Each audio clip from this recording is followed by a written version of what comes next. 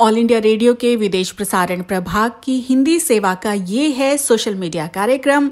स्वीकार कीजिए नीलम मलकानिया का प्यार भरा नमस्कार। स्वागत आप सभी का।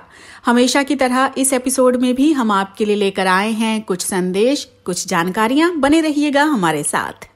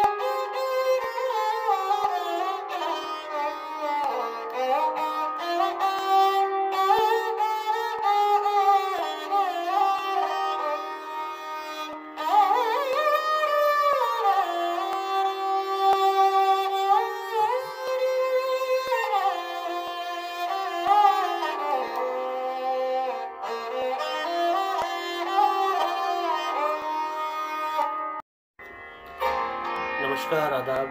This is Murad Ali Khan. I just want to say today we are facing very crucial time because of this COVID-19. So I really request you all that please take care of you, take care of your family and take care of your neighbors too. Stay home and be safe. Thank you so much. कार्य करते हुए फलाफल के प्रति अनासक्त रहना चाहिए और संपूर्ण शक्ति उस कार्य के प्रति केंद्रित कर देनी चाहिए। अपने जीवन में इन दोनों नियमों का पालन करना आवश्यक है। अनियति का ईश्वर या दैवी शक्ति से जुड़ना आवश्यक नहीं है। मनुष्य पूरी दुनिया को नियति से जोड़कर सोचता है, लेकिन नियति का संबंध सामूहिक इतिहास से है, जो भविष्य के गर्भ में भौतिक बीज के रूप में रहता है। ये नियतिवाद कर्माश्रित है। इस नियति का सहारा लेकर मानसिक तनाव को कम किया जा सकता है। विषम से विषम परिस्थितियों में अन्याय और अत्याचार का जागृत विवेक से मुकाबला किया जा सकता है। समाजवाद मानव समता का विचार है। उसका सीधा संबंध जीवन दर्शन से है। ये इतना व्यापक विचार है कि वो किसी भी परिभाषा में आबद्ध नहीं किया जा सकता।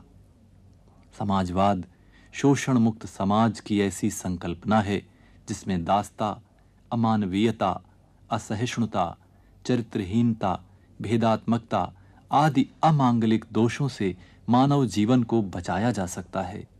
इसमें वर्गहीन समाज की संस्थापना के लिए राज्य या समाज को अधिक महत्व दिया जाना चाहिए। साथ ही व्यक्तिगत जोखिम और प्रतिस्पर्धा का अंत करना भी इसके मूल में है। इसमें उन्नति के अवसरों की प्रतिष्ठा का प्रश्न है। समाजवाद अंतिम सत्य नहीं है और न स्वयं का चिंतन मनन ही अंतिम है। चिंतन प्रक्रिया की निरंतरता और निर्बाधता के लिए हमेशा प्रयास करते रहना चाहिए। देखा जाए तो सत्ता की राजनीति पर आक्रमण करने की अपेक्षा समाज की अंतरंगता को क्रांतिकारी रूप में परिवर्तित करने का अधिक प्रयत्न होना चाहिए। यह विषय कुछ ऐसा है कि जिसमें से समाज, अर्थतंत्र एवं राज्य तंत्र को एकदम से अलग नहीं किया जा सकता और न अलग प्रयत्नों से उनमें से किसी एक में परिवर्तन होना संभव है। हो भी जाता है तो वो स्थायी या दूरगामी प्रभाव वाला प्रमाणित नहीं हो सकता। कर्म की प्रतिष्ठा और जाति का उन्मूलन होना बहुत जरूरी है।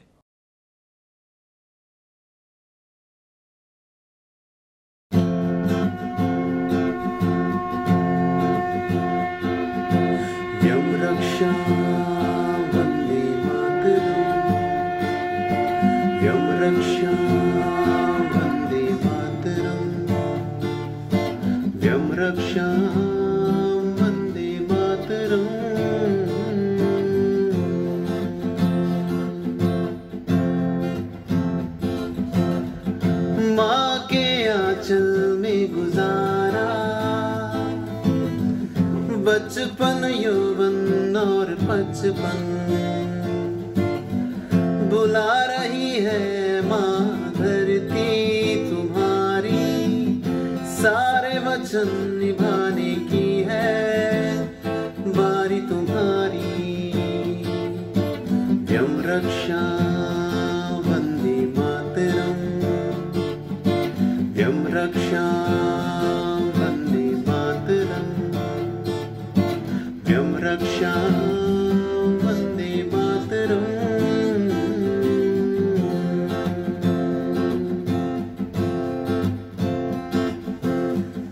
आज हमारा नारा है व्यम रक्षा, व्यम रक्षा।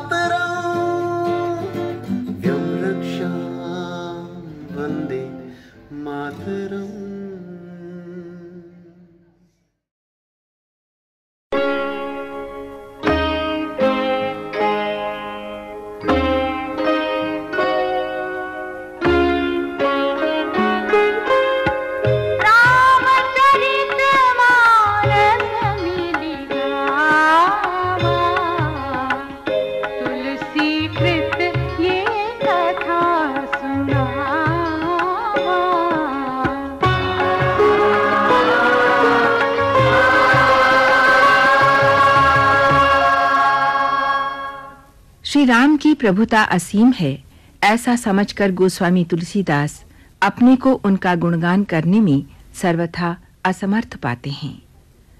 अपनी विनयशीलता के अनुरूप गोस्वामी जी अपने को न तो कवि कहलाने योग्य मानते हैं, न ही सच्चिदानंद भगवान के गुणगान में चतुर और सक्षम पाते हैं। फिर भी मति अनुरूप राम गुण गावों। अपने पूर्ववर्ती बुद्धिमान प्राकृत कवियों का, जिन्होंने अपनी समर्थ भाषा में प्रभु चरित्रों का वर्णन किया है, तथा उनका भी जो वर्तमान में हैं और भविष्य में होंगे, उन सब को नमन करते हुए तुलसीदास ने रघुनाथ गाथा का आरंभ किया है।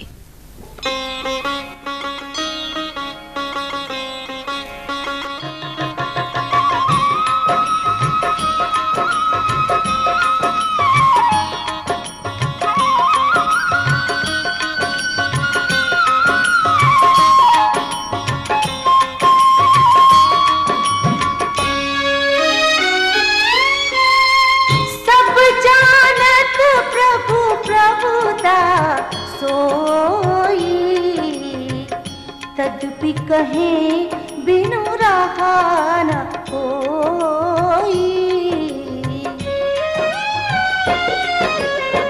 तहाँ वेद अस कारण राखा, भजन प्रभाव भांति बहु भाखा।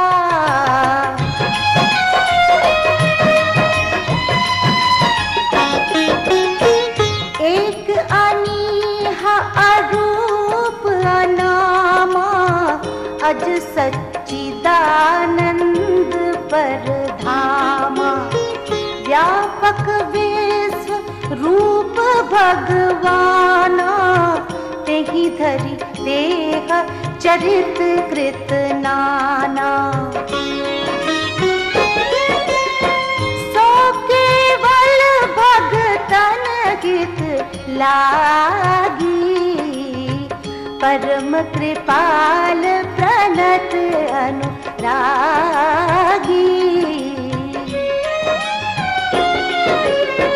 जेहि जन पर ममता छोहु, जेहि करुणा करि कीन होहु।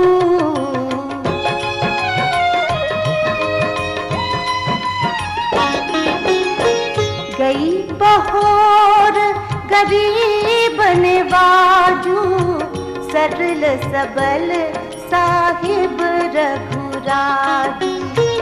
बुध बर नहीं हरि जस अस जानी, करहि पुनीत सुफल निज बानी। तेहि बल मैं रघुपति गुण गाथा, कहीं हूँ नाई राम पद माथा। मुनिन प्रथम हरि कीरति गाई, तेहि मग चलत सुगम मोहि भाई।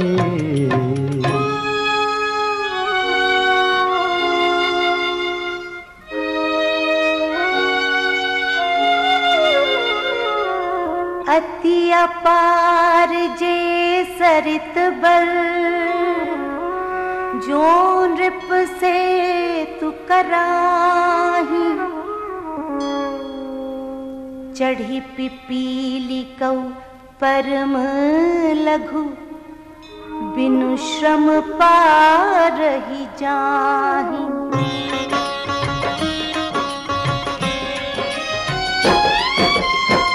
एहि प्रकार बल मन ही देखाई, करिहूँ रघुपति कथा सुहाई। व्यास आदि कवि पुंगव नाना, जिन्ह सादर हरि सुजस बखाना।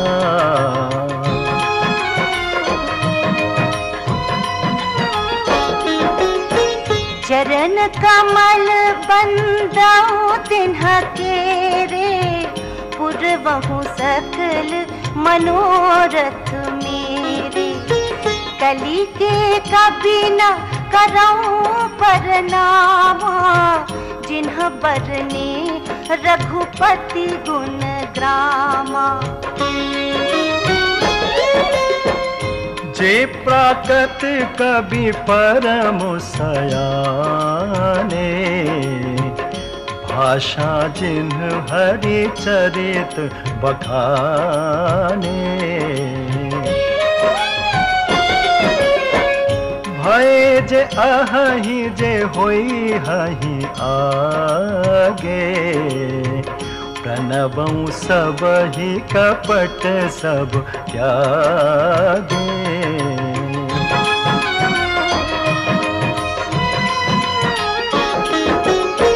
होहु प्रसन्न देहु वरदानु, साधु समाज भनिति सन्मान। जो प्रबंध बुध नहीं आदर ही, सो श्रमवादी बाल कवि करही।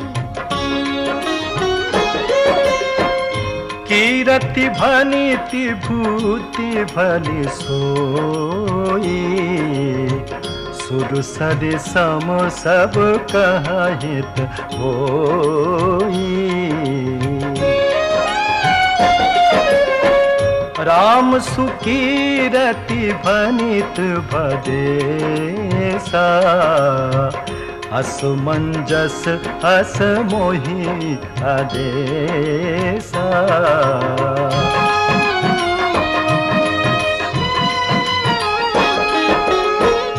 तुम्हरी कृपा सुलभ सुमोरे, सियन सुहावनी टाट पटोरे।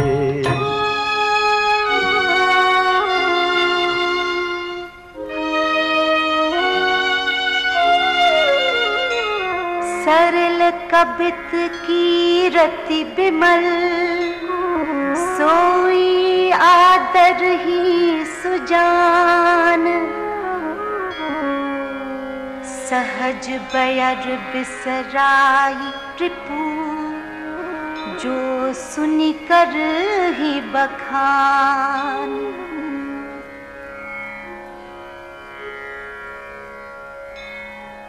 सो न होई बिनु बिमल मति, मोहि मति बल अति थोर। करहु कृपा हरि जस कहूँ, पुनि पुनि करहु निहोर।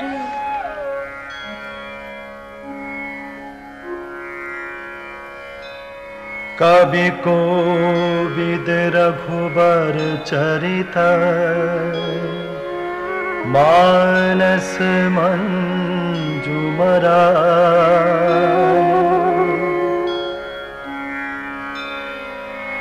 बाल विनय सुनि सुरचि लखी, मोह पर हो कृपाल।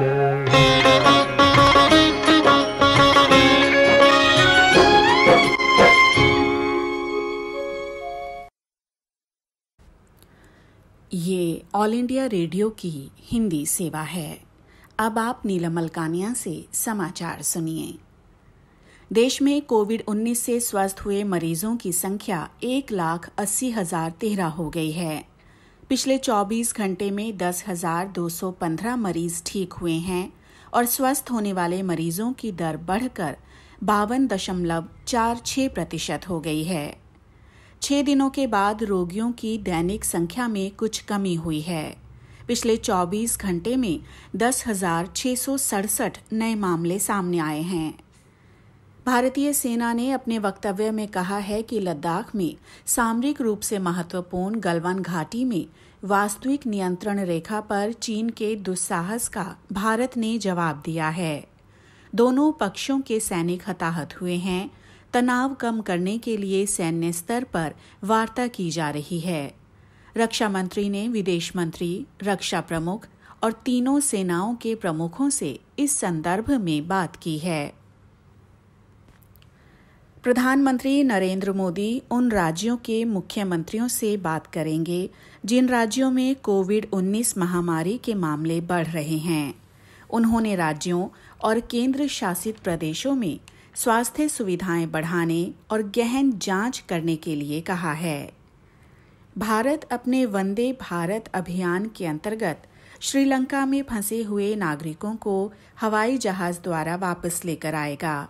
आज एक विशेष उड़ान के माध्यम से 156 भारतीयों को वापस लाया जाना तय है।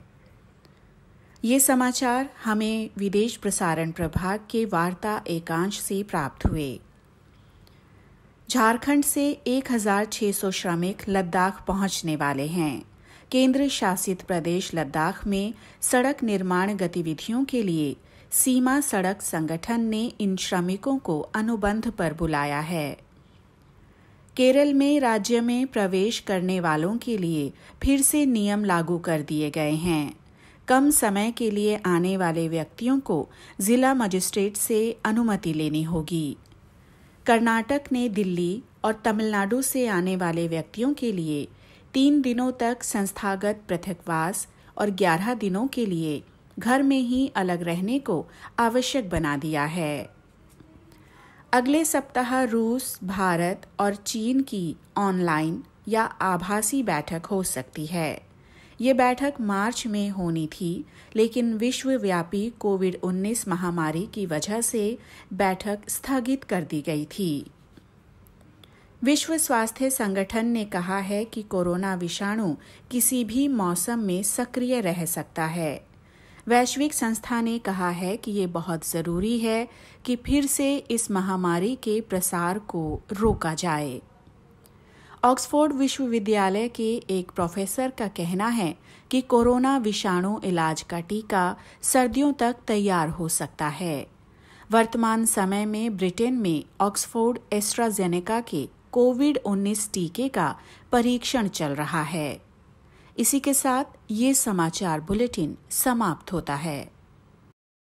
आज हम सीखेंगे लिफ्ट या सीढ़ियों का इस्तेमाल करना। कोशिश करें कि लिफ्ट में अकेले जाएं। अपने पास हमेशा कुछ साफ कागज के टुकड़े रखें।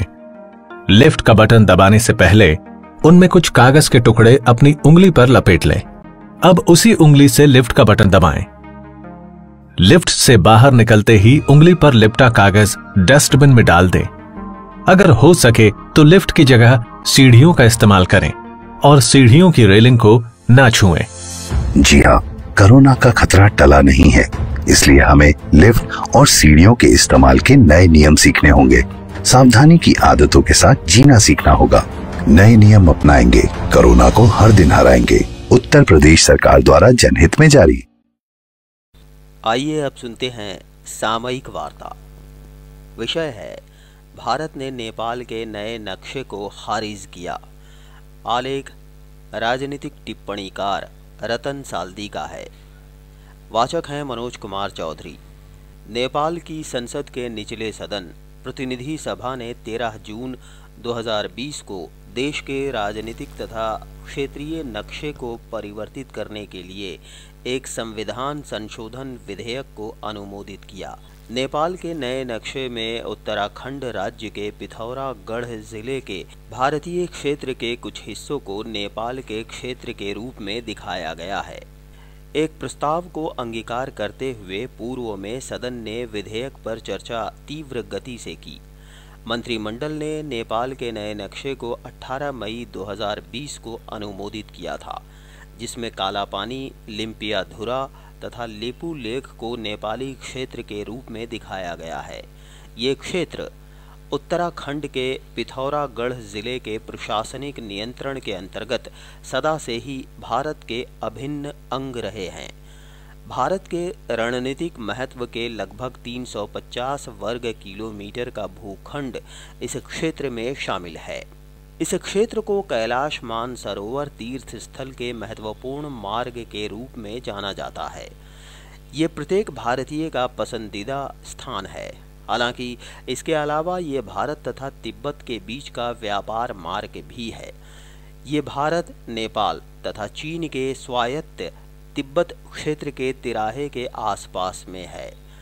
भारत ने नेपाल के इस कदम को लंबित सीमा मुद्दों पर बातचीत करने योग्य दोनों देशों के बीच की समझ का अतिक्रमण कहा है। नई दिल्ली ने बल दिया है कि दावों की कृत्रिम वृद्धि ऐतिहासिक तथ्यों या साक्ष्य पर आधारित नहीं है तथा ये तर्कसंगत भी नहीं है। पूर्व में भी गत महीने की 20 तारीख को नेपाल ने जब एक संशोधित नक्शे को जारी किया था, तब भारत ने इस प्रकार के अनुचित कार्टोग्राफिक दावेदारी पर संयम बरतने का आह्वान किया था। भारत ने आशा जताई कि लंबित सीमा मुद्दों को सुलझाने के लिए नेपाल के नेता राजनयिक संवाद के लिए एक सकारात्मक वातावरण उत्पन्न करेंगे। 8 मई 2020 को कैलाश मानसरोवर जाने के लिए उत्तराखंड में धारचूला शहर से लिपुलेख दर्रे तक 80 किलोमीटर लंबी सड़क का उद्घाटन रक्षा मंत्री राजनाथ सिंह द्वारा किए जाने के बाद नेपाल ने अनावश्यक रूप से काला पानी के विवाद को बढ़ाया, जबकि ये पूरी तरह से भारत का आंतरिक क्षेत्र है। नेपाल की आपत्ति के बाद नई दिल्ली ने स्पष्ट किया कि सड़क का निर्माण तीर्थयात्रियों और व्यापारियों की सुविधा के लिए परंपरागत मानसरोवर मार्ग पर किया गया है तथा ये पूरी तरह से भारतीय क्षेत्र के भीतर स्थित है। इससे पहले भी नवंबर 2019 में जम्मू तथा कश्मीर राज्य को 2 संघ शासित प्रदेश में बांटने के बाद भारत के नए क्षेत्रीय मानचित्र पर नेपाल ने तीव्र प्रतिक्रिया दिखाई थी। भारत के संप्रभु क्षेत्र के रूप में काला पानी, लिम्पियाधुरा तथा लिपुलेख को शामिल करने पर नेपाल ने आपत्ति जताई, जबकि पहले के मानचित्र में भी ये शामिल हैं। इसका स्पष्टीकरण ऐसे दिया जा सकता है कि ये क्षेत्र सदा से ही भारत का हिस्सा रहे हैं और इसीलिए इन्हें सदा से ही भारत के क्षेत्रीय नक्शे में दिखाए जा रहे हैं। इस प्रकार किसी प्रकार की नेपाल की नई दावेदारी या अकारण प्रतिक्रिया के कारण उकसावे के लिए कोई जगह ही नहीं है। बहरहाल नेपाल ने कड़ी प्रतिक्रिया दिखाते हुए सीमा विवाद को सुलझाने के लिए विदेश सचिव स्तर की वार्ता की मांग की है। दोनों देश कोविड-19 महामारी की गंभीर चपेट में हैं। चूंकि नेपाल की संसद के समक्ष इस विधेयक को लाने और नेपाल में विवादित क्षेत्र को शामिल करने के लिए संशोधित नक्शे को जारी करने में केपी शर्मा ओली की सरकार ने जल्दबाजी दिखाई। ऐसे में राजनयिक माध्यमों से तारीखें तय की जाएंगी, लेकिन श्री ओली और नेपाल के अन्य नेताओं का अभी भी मानना है कि बातचीत के माध्यम से मामले को सुलझाया जा सकता है। संविधान संशोधन विधेयक को अंगीकार किए जाने के 4 दिन पहले 10 जून 2020 को नेपाल के पक्ष में विवादित क्षेत्रों से संबंधित प्रमाण तथा ऐतिहासिक तथ्यों का संग्रह करने के लिए नेपाल की सरकार ने विशेषज्ञों की एक टीम का गठन किया है। शायद नेपाली नेतृत्व के मस्तिष्क में अभी भी संदेह है, जबकि नेपाल मंत्रिमंडल ने इस विधेयक को अनुमोदित कर दिया है और संसद के निचले सदन में पंजीकृत भी कर दिया गया है, जिसने बाद में इसे अंगीकार कर लिया। भारत तथा नेपाल परंपरागत रूप से भौगोलिक, सांस्कृतिक, ऐतिहासिक तथा धार्मिक संपर्क रखते हैं। दोनों देशों के लोगों से लोगों के बीच बहुत ही सशक्त संबंध हैं। इनके बीच एक सीमा विवाद समाधान तंत्र है तथा सीमा संबंधी इनकी 98% समस्याएं पहले ही सुलझ चुकी हैं। आशा की जानी चाहिए कि जल्द से जल्द राजनयिक तथा राजनीतिक माध्यमों से दोनों पड़ोसी वर्तमान गतिरोध को सुलझाएंगे। कार्यक्रम आपको कैसा लगा हमें जरूर बताइएगा esth.radiomail@gmail.com पर। अपना ध्यान रखिए, अपने परिवार का ध्यान रखिए। अगले अंक में हम फिर हाजिर होंगे। अब मुझे यानी नीलम मलकानिया को दीजिए इजाजत। नमस्कार।